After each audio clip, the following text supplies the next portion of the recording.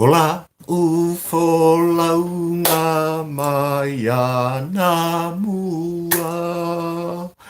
Ato mai timunga mata ngi mawha. Ae alopea i lumalo uva. A se ia taunu le wha moe moenga. Alo, alo, alo la ufo e taunu ulo ufa a moe moe. Alo bai.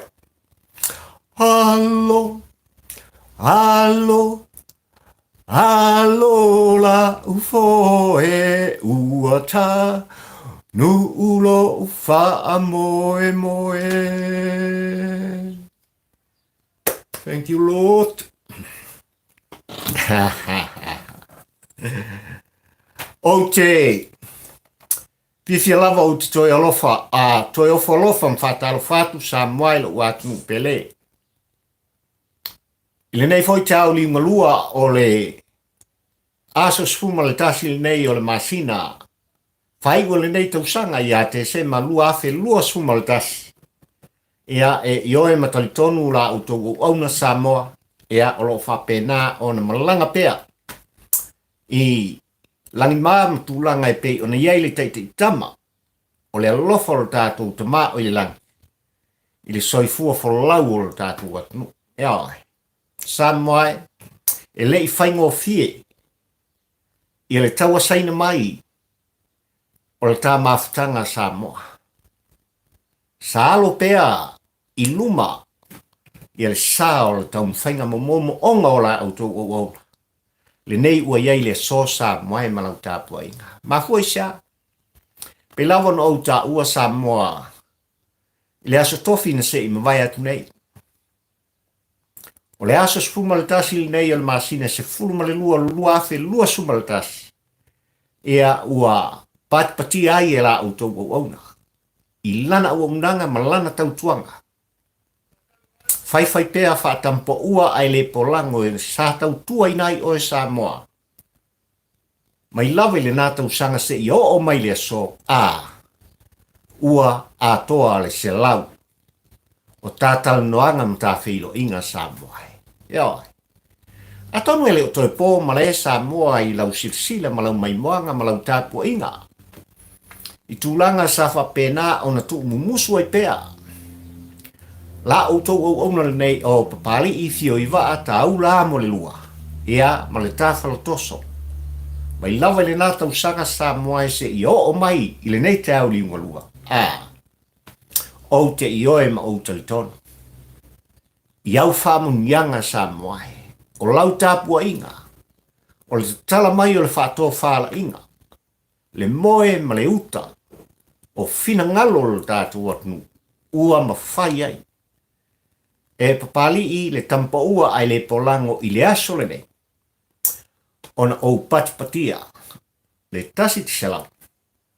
O tātau nuanga ma tāwhilo inga Samoa. Fo I la le vi inga I le tātou ma tai siri langi. Le atua o sapota. Wa ui a whaia mea siri siri. Mo oe Samoa le uatunu pele. Ia ai maise. Le au o nanga whata waa. A papali I e pei ona. Tu musu ai pei ona motu ngā manatu. O motu ngā awha o la ngona. I le tilo pea. Iai tūlanga ai pei ona iai. I o tātungu pele o Samoa. Ai maise o pufai. O le tā whainga malo. Eo. Le nei rā. Tauri ngolua Samoa le uatunu pele. Ia. A fio maia. Tala mai au. Su maia. Le pa ia ma le mamalu o e Samoa le uatunu pele I mota nei. Se I tosolo tātou whala. Se I avatu. Se au unanga papali I ona la ngona mona mafu whaunga. Ia, e whapena. ona o tau tu ai o e Samoa I lau tapua inga ma lau whaafonga. Ia. Ma lo le whalau nuia, ma lo le tau ata, ma lo le pale Samoa lo watunu pele. Whaafetai te, mo lau tapua inga. Ia. Whai mai le au tu o le launga whaatampo ua, ai le polango o pali I, wa tau tu ai o e Samoa I le aso le ne. E pela von o tu sia. Ia. Ua tulanga e pei ona iai I le tuli manu lan moana. Ia. The blue corner. Wane. Ua fafo mani mafo. Ia. Ina ua whapea sa moai ona tula I mai. Ia le tuli manu mumu. Le whatua tua I le atua sa mo utas. E taita ia. Ma kapetenina. I le safo lau o le datu. I le nei pae inga sfuma le fitu. I le nei fo I 5 tausanga. Ia e pei ona. Fili tanganga I ai le tō whāle moe ma le uta. Ia I le pa ia ma le malu. Mai le 5 sfutasi o I tū malo o le datu. Ia e le ngata I tū mua. O le motele I sala whai pule ono. O ia o aina le tai. Ia ma le to o le fua. Malo. Whaafitai ke. O le a tele iei. Ia ni la ngona o papari muni mai. I le aunga. Male autu. O le launga whaatampo ua. Awa o e Samoa malau tāpua inga malau whaafonga. Ia. Samoa mala autu tāpua inga. Ia ua. Manino tūlanga e pe ona whaailo ai. E lana fionga I le whongwhetalai o le mota whono Samoa. Le sunga I le pali. Lio ta eu maspa. Ia lana whai unga. I tūlanga e pe ona iai le whaatautoina. O sui a whai pule sui filia. Mai tu malo e fitu Samoa e sa whapena o nalo whaiva I elu ta atunu I le aso lua suma leon. O le masina nsei mwai atune I a Novemba. I le whainga filia. Ua manino e whaatauto uma. Le toa fitu I lato ea ua filfili I ai o lato I tūmalo inu foa ai maise o tofi whaipule o lato I tūmalo. Mangaia, kako pakpakia le vai. Peita iane. Ua au mai le avea I lana fionga I le fonga o le mota whono Samoa I lau tāpua inga I lau whaafonga anga mane mai tau o le tāpua o le kalami. O tina e to lua e pei on ta pisa I tātu atmu. Ea. I tūlanga e pei on a tofi ai ia le afionga ia ari I mani mani. Ea. A lofa tu au. Ia e mai se foi. O le tau sala mai ia le pata I tūpai lalo le afionga ia whanga se ari. Whea ngai e tusa. Pa tō whinga le komisina o whainga palota. Lea ua sola ese. Ea. Lea ua sola ese. Ia ai kia I mai whapenei tūlanga sa ia whaia. Ma ua le mwhai o na whātautoina I la ua. Ma fui sia sa moai. Ua manino tūlanga o le ābea I male polo inga. O lo tū le lo mai tūlanga I pei o na iai. Le whasilingia o le whaamasinonga malu o tātu I se whaamalam na manga. O tūlanga I pei on ta pisa I pea. I o tātou tangata e maise o I tū te tele lua I vaenga whaupwhai. He ropipi, ia e maise fo I o le whātua tua I le tua sa mo utas. I tūlanga o le whapaseneina, I apo se o lo whapena o na maulunga. I le tūlanga sa whapena o na ave iai. I le whirwhiri I le tūlanga o le whainga palota. Al tātunu mai lava. I le asoivo a pelila se I o mai. I le aso lua suma leono o Novemba le maasinan se mawai atune. Ia. Ai ina mai tau le tātou Port Kalame Samoa e malau whaafonga tāpua ai. O te ioe ma o talitonu. O le alu ngā lalo. Ma o le upu tau tino o le apapali ona. O tūlanga e pe ona iai fo I tu musu I la autou au auna I nei aso Samoa. Ia. O le upumoni Samoa ma lau tapo inga. Ua sauni. Tuila epa man hero pipi la tau te solo te. I tu langa pe ona la tau fina winai.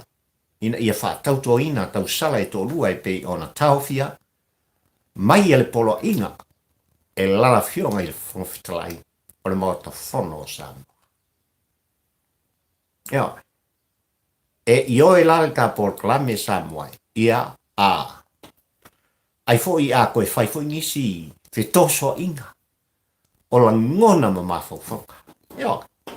I tūlanga e pe ona iei le nei mata upu Samoa. Au lawa ne ngalo i lau tāpua inga Samoa mea na tupu. Ia. I tūlanga safa pena. Ona tauta uai nei. Ia le maopo. Ia le ulu leo le maopo. Ia. I tu tonu o mulu. I tūlanga safa pena. Ona whaman malu ai le nei ulu tuila epa marewai. Ona o tūlanga sa la tu tau mawhai ai. E la tu te sosofa ina. Ia, le polo inga. Ale whafonga whetawai. Le la fo ino o lava. Tūla lata i tūlanga i pe ona iai le mota whono Samoa i lau mai tau. Ma le tātou mai moanga Samoa i tūlanga i aso oso. Nga makua i whala la ma fia whengu i whafo i lato. Ia. A o lo wha pena ona usui e le whono mat. I le mota whono Samoa.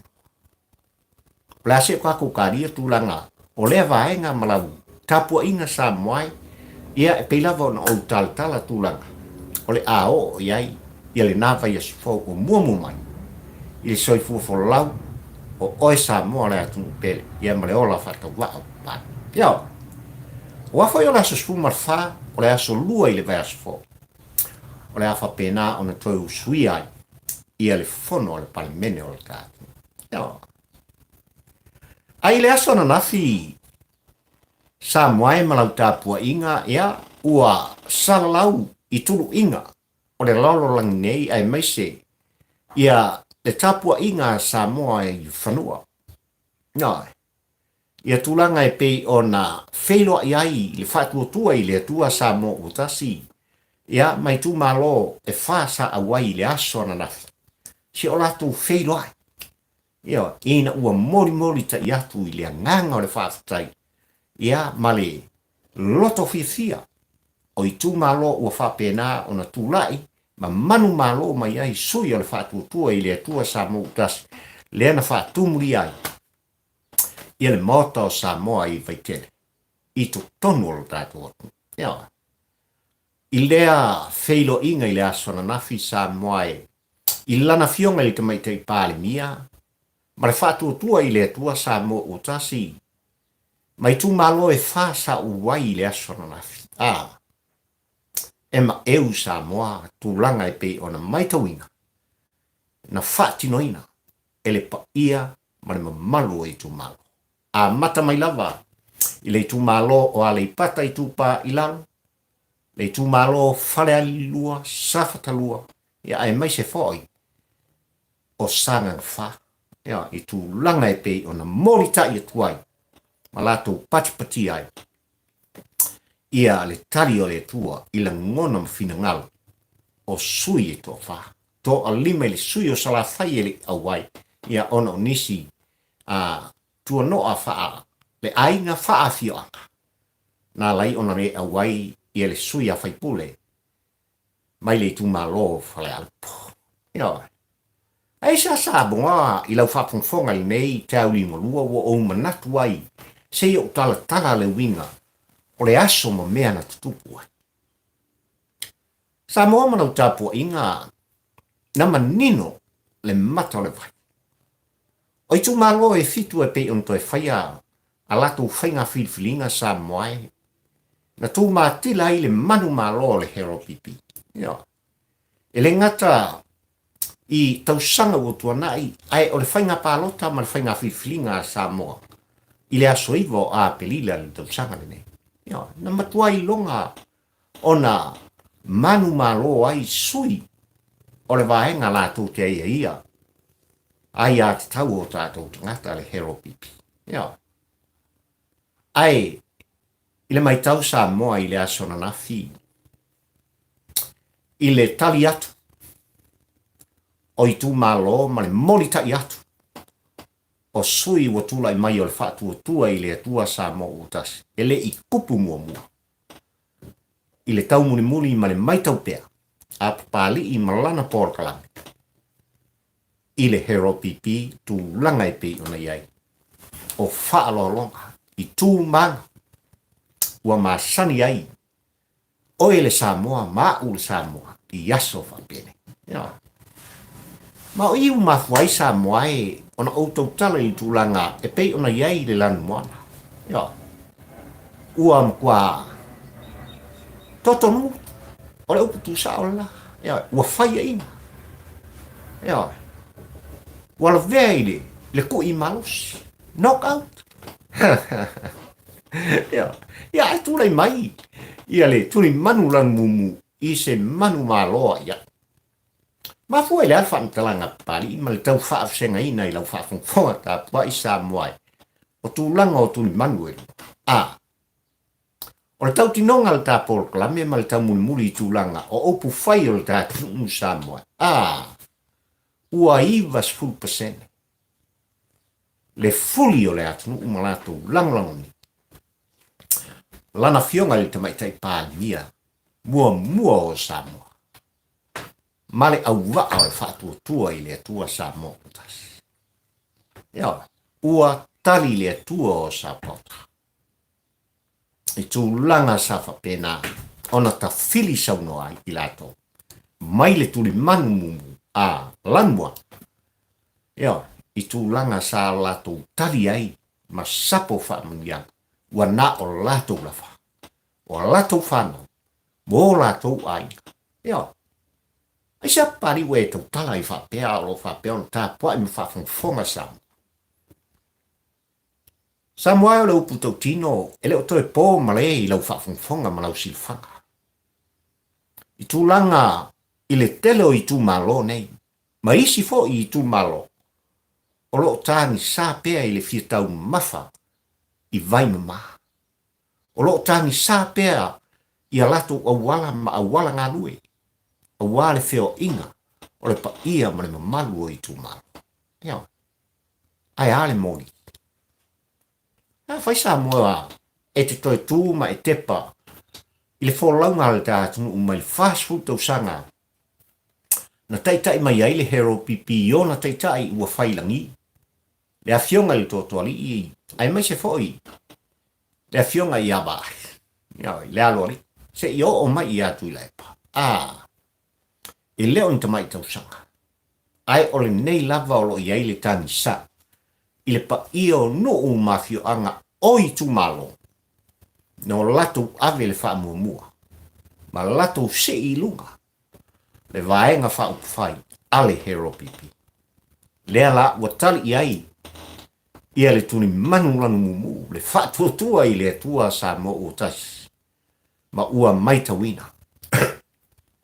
Ia tūlanga o lo wha peo na wha tino i nai. Ia ngaruenga whai. Ale matanga guenga o ngaruenga te tele o le tātu. Wha malo wha aftai i lana fionga i le ri minsta. I lau whetalainga olo fiti vai. Le sui minsta e mai se le matanga guenga o ngaruenga te tele. Mo mori le nganga wha aftai o le Paul Kalame. A papari i le tampo ua ai le polango e mai se o Samoa. Poto. Ono o tūlanga ua wha tino ai. Ioutou tiute. Outou le alo lava inisi tūlanga ai ua ngā i luma. Ma whatau nuu ma whatino ina. Ia tūlanga e pei ona iai mana onga o le tele o nuu mafioanga. Mai tū malo. Outou le pa aia fo i tūlanga po o i tū malo o lo tū mai ai. Ia sui o le hero pipi ua le ai lea i lau fionga i le li minsta ai ua sili i ate utou. Le tilo i le pa ia ma le mamaru o Samoa. I o lato mana. Oni mea lofa pito sili ia na taua. Mo le pepe o le Christmas. I tū malo ua maita wina le tā Paul Kalame. O lea ua tau mawha i le vai mama Samoa. lea ua o lātou suru ia o lātou fonga i le ponsa, i le malamalama o le eltisi. Ia, lele ua sāvavali ma whioai o lātou tāwari, i tūlanga e pei ona iai, ala ngā lue, ma ala te tele, ua whātinoina, e le whātua i le atua sā mōtas. Ia aves kako pakasa. Ia, aves tātou pō. I mea ua whātinoina, e le whainga malona e tō fia Samoa. Le whainga malona e Filifilia. Ai le ave se ai le upu a papali i le tampa ua ai le polango. Na wha manuia iai. Le atua o Sapota. I lana fionga. I le tamaitai pālimia, fia me na aomi mta afa. Le ainga kapineta, e au waa o le whātua tua. I le atua sa motas. Ave ai. Ia, o le nā le tu musu, ma le tatalo papari i tampa ua ai le polango i le whainga malo o tofi e Samoa. Ave ai. Ma whātau nuina. I e tūlanga uma ua outou i oe moutou talitonuina. Au wā le luma nai lau tele. O Samoa montangata. Ia. Samoa. Pelava no ta wal tūlanga o se fianga i le loto pari i la auto o ona. Tūlanga e pei ona atoa i ai le se lau o tā mafutanga Samoa i la auto sila mai ma la auto tapo inga ma la auto mai mo mai. O lau whaafafonga Samoa ai tala no atu. La auto o ona nei o pali i fio i wa ata au la mo le lua ma le tā Paul Clan. Tampo ua ai le polako. O leo putau tino pali i Samoa i le aso le nei e le whaingo fie. Ia. Tūlanga sa whapena ona a mata mai ai ina ua o manatu Samoa. O le a sei whai se sao pali i upu whai o le tātu. Mai lava i nata usanga Samoa le upu tino pali i. O la fonga, o la ngona, o upu, o le tau wha amata. I tūlanga uma sa whapena ona o tū ai, ma o fusu ai, ma o lau mai nai. Mai lo fatu, la ngona na o tilo ma o muli pe ia. I le tele o paia inga vai atu.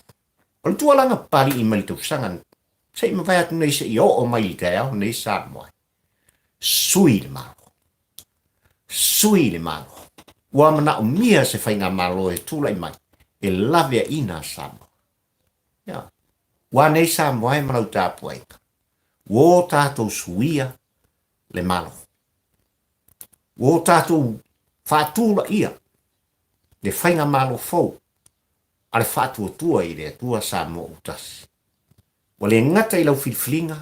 Wale ngata i lau fo i oenga. Na se iai lo ni matamtau Samoa. Ai i oe matali tonu pari i lau tō. Ua whamanuia i ai le atua o Sapota. A Samoa malau whafunfonga. O le ulua i mafutanga matalo noanga pari i nei man Paul Klame. Tampo ua ai le polango. No autu o langa i Samoa. I le autu o le nala aunga. Ua tungu Samoa i le aunga oi ma le au whaumea. Ma o se ulua i la unga o le tātou whilo inga ma mafutanga Samoa. Nā, lunga la lo la ngono le atu. Ea, pela vona au ta ua. No o mai i a papari i le nei la auto o auna le tau wha amta. Ea, no o mai i a papari i la fonga ma la ngono o tātou tangata. I upu e te le fia wha fonga i ai Samoa. Aina tu umusu le tua o Sapota i a pari ile. Aua lava ne e to solmuti. Aua ne e tepa i tua. Aua ne e whaalongo pari. Ia. I le ou o tai whau. I au tāwhatafa. Ai e alo pe rupa. Le sao lau wholaunga. Ia tau nuu, ia tau lau o whaamoemoe.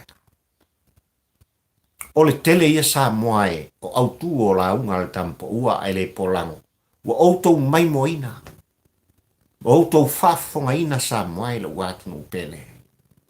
Nā ngā i lava i upu whai o le tā whainga malo. A whai te mantua Samoa o se tasi o la unga le tampo ua ai le polango sa au wha leo i nai. Ia le la unga tustusia i lana fionga i tama ainga. Le a fionga i a tupua tama se sefi a o whapena o na tūlei mai. I le tofi whaipule o lon fo i tu malo. I tu tonu o whai o Samoa. E wha atu tau lava. I le tātou valele ma kampani valele al tātou atu. Na amata pese mai ai ia le fionga. Ea, i le tama ainga ia vai tau mai e tau sanga. Ta siva iwa spuono, ta siva iwa spufitu, iwa spumana iwa Samoa. Na pese ai, ia lana fionga li tui atua. Ea, tu pua tama se efi mawhai loa, i to tonu le mo ta fono Samoa. Ai mai se le whaafonga tā puai. Alo tātou atunu u Samoa. Ua fafa le singau i lunga o le singau. Ua na o mea ngau. Tu langa e pei ona iai. Ia le vaa lele o le tātou u Samoa e le ua atunu pele. Ua le aso, ua le tausanga le nei, o a mea ua tutupu. I le vaa lele a Samoa. Ua tau nuu le tu alaka. Ua manino fo i le mata o le vai.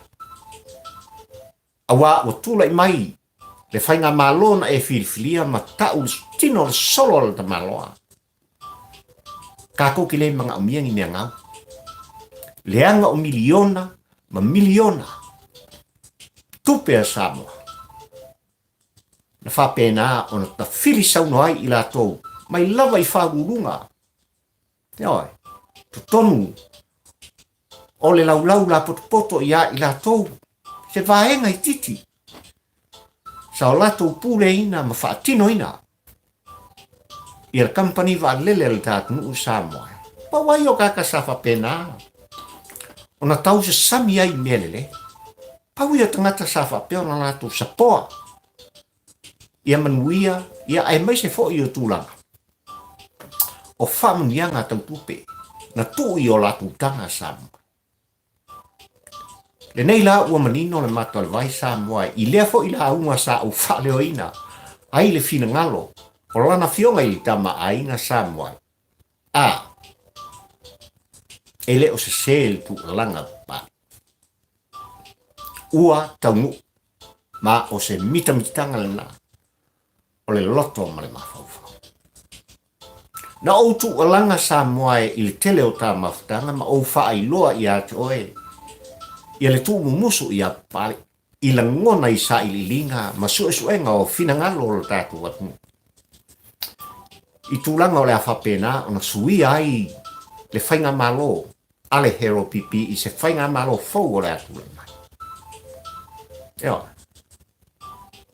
Ua tamu.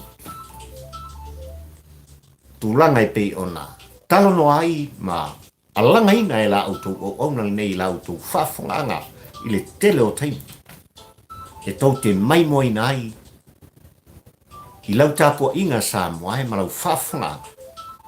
Le tala noa atu. A papali i le tampo ua ai le polako. Eo. O lau putau tino Samoa i lau tāpua inga. I le nei te au liungulua. Sa le fefe se langona. E le i whaamta uina fōi se vai vainga o papali i la ngona o tātou tangata. Ma fōi sa.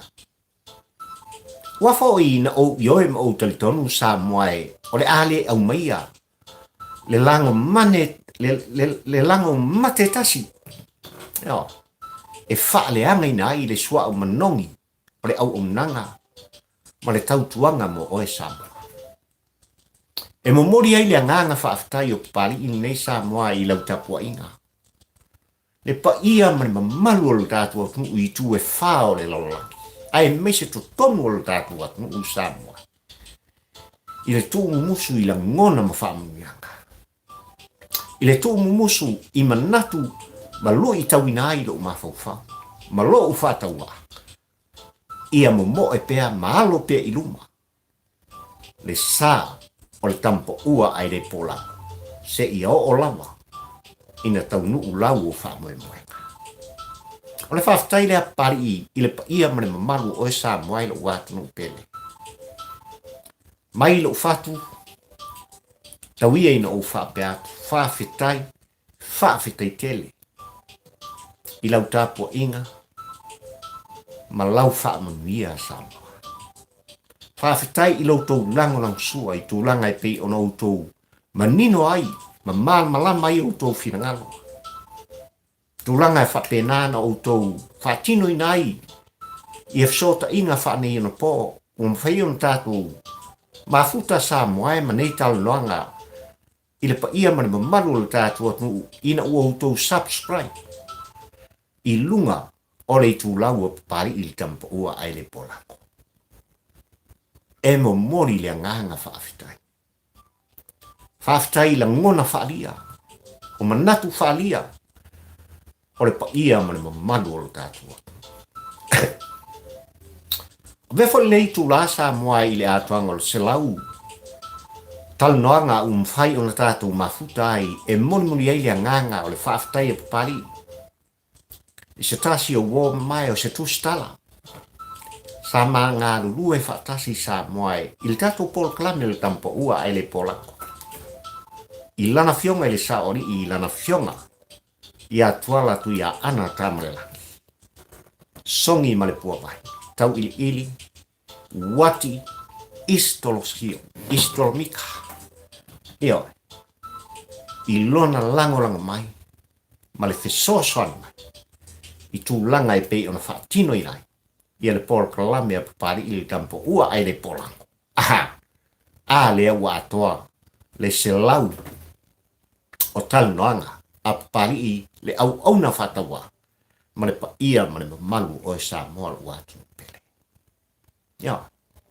Ai o le siri o lau whaafitai Samoa e lo wātunu ui lau whaafonga tāpua i nei te au lingolua. O te whaafitai e nai sia uto alua.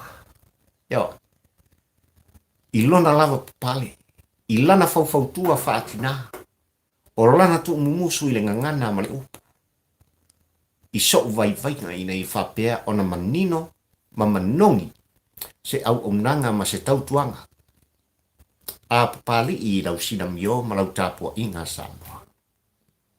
Ia, whaafetai tele i si auto lua i lona le whaati ngai lo mawhau. Ia, ai ua ia wha au meia. Ia, se vai fo la ngona i a pali, ua wha tupu, la iai pea, la ngona le au. Tu alanga pali, tu alanga.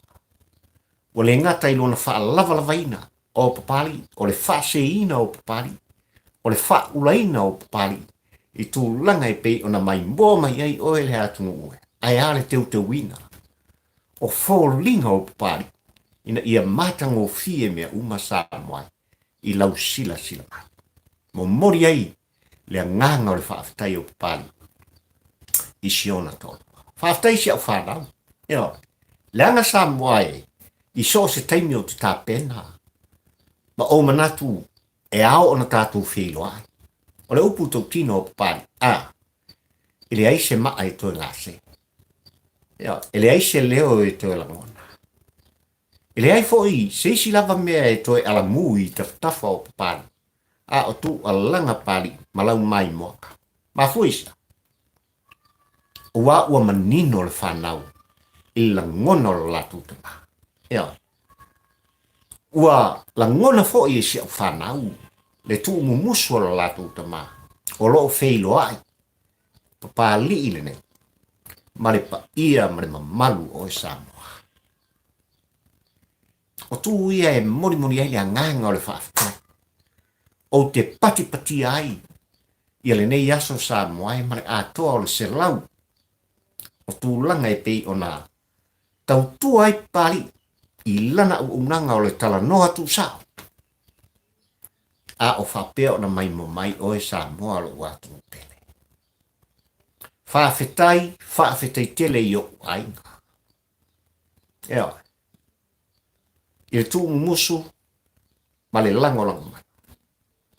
Whaafetai wō mai masa. whawhetai le whamalosi au. Whawhetai le tuu mai pēa outou la ngona, ma la outou tuu muso. Ua malosi matoa ai le loto pari. Ai siri lava le whawhetai pari, ia te oe Samoa. Oe e Samoa e pele i le loto ma le fatu pari. Ia Samoa e ua atu pele. Ele uma ai ona o la ngona o le nganga whaafitai i le aso le nei. I tūlanga sa whapena ona utou tāpua i ai i lau whaafunga anga ma utou taria ina pēa. Ia le leo whataua au pari i tonu utou maota ma utou lawa. I so se mea e whapea ona e whaafonga hai i le tu langa pari na o le nganga o le whaafitai Samoa o wātunu pele. I le tai au ni lua le nei o le tamafta. Ea, tauia ina o whapea atu Samoa. Ele i tau lau o le tawhama. Ele i tau nuu fo i li tawho launga. I tulu inga o la ngonama. Ma mana onga. O la au tau au ona ina i whapea. Ona ma ai e au tau fonga. Ma o mata Samoa. Ua ta oto i lango tonu. Ia tūlanga umai pei ona iai le avatu ma le au mai. O pu fai o le tātu. Ea, ai o te longo pea. I lau tāpua inga Samoa tūlanga. Leanga ele i taunu. Koe ki lava kako kau ngui ki. O lau putau tino na pari la utou o onga i lau whaafonga ma lau tāpua inga Samoa. Koe ki lava tātu tau. Ea, e leo toi mamau. Ea, e leo toi whai tau fo ini maila. Tūlanga o le mamau. O le taunu unga ma le tini. O loo whaana nau pe iai. Le tilo ma le mai tau ala au tau o onga le nei. Ina i whapea ona ou. Tau tua ina i oi Samoa le atu pele. Samoa lo atu pele. O lo anga i at pea le ka whainama. Nga ma le ka wholoka. Toi spuma le wha so on tau nuu leo le malanga oi Samoa. Ma lo whata wa. Ia on tātou patpatia lea. O le soifua mai o le pepe o le Christmas. Ia. Ai ono le aunga ma le wha moe le aso nei ina ua ou. La ngona le nganga o le fia. Ma le nganga o le whaafta. Wa lai ono utou whaafonga Samoa. Ua ou wa langa. I la ngona o le fia. I le nei tau li ngulua. Ona o lau tāpua inga. O lau lang sua. Ma lau wha manuia mai oe le wātunu pele. Ia. A kat whiro i vespo. Ele mwhaina tua. Ia. E tate whiroa i Samoa. I le nāfo i vai aso o mua mai. Aua ne ngalo. O le aso lua i le vai aso fo o le awha pēnā o na usu i ai. Ia. Le fono muri o le nei tau saka. I le maota fono o le tātinu. I sui wa e tutofi. Ma ua o tātou filfilia. A wā upu whai o le tawhai ngā māko. E iai mea e tutupu. Ma o le upu tau tino o le apapari. E iai mea o le a tutupu mai Samoa. Ai tau ia ino tātou te talo whatasi. Ina ia mamao. Ni la ngono ni mea o le a tutupu mai. A ia whapena. Ona so longa le lei. Tūlanga uma. A wā lava le tāpua inga a Samoa. Ina ia tātua. Maua se Samoa filemu. Maua se Samoa fifia. Maua se Samoa whiaurwhani. Mō nei. Mādua. Alofungia e le atua Samoa e. Le pa ia man mamaru o le tātua. O le nei o tātua iai fo i le aso munmuri. O fi au mga guenga o le nei vai aso sa. Alofungia e le atua morita i atu. Le soifua o oe Samoa le atu pele. Le aso mumu mai. Le sapat pa ia o le atua. Ia. Ine ia whapea. Ona tātou fale whatasi. Wa le ngata i lo outou pa ia ma lo outou mamaru. Ai o le loto papari. Ina ia whapea ona tātou talia le whinangaru pa ia o le atua. o le afa pena ona fofonga ina malaunga ina. El pa ie i le ainga salvi. A vea, le upu o le atua sa moa i le aso atae au i lau whaafonga malau whanolo. O se fatu le lei, e pa ui au tau whingalo malo loto. Ina ia tupu pea. Le tala le lei e le atua. Ia te oe, maa au le samoa. Mai te minei le uatunu pele, o le tapo le kalami le na. Le nei aso tona ai, aso sfumaltas. O le masina sfumal lua le tau sanga lua afe lua sfumaltas. I lau whaafonga fonganga. O la auto o ona le nei. O papari i fio i wa ataula amo le lua. Le tampo ua ai le polango. E tau tua o e Samoa. Mai lo fatu. Wha manuia le tua. Ia te oe le watunu pele. Ai mai te nei. Soi fua. Ma ia manuia lau tāpu aika.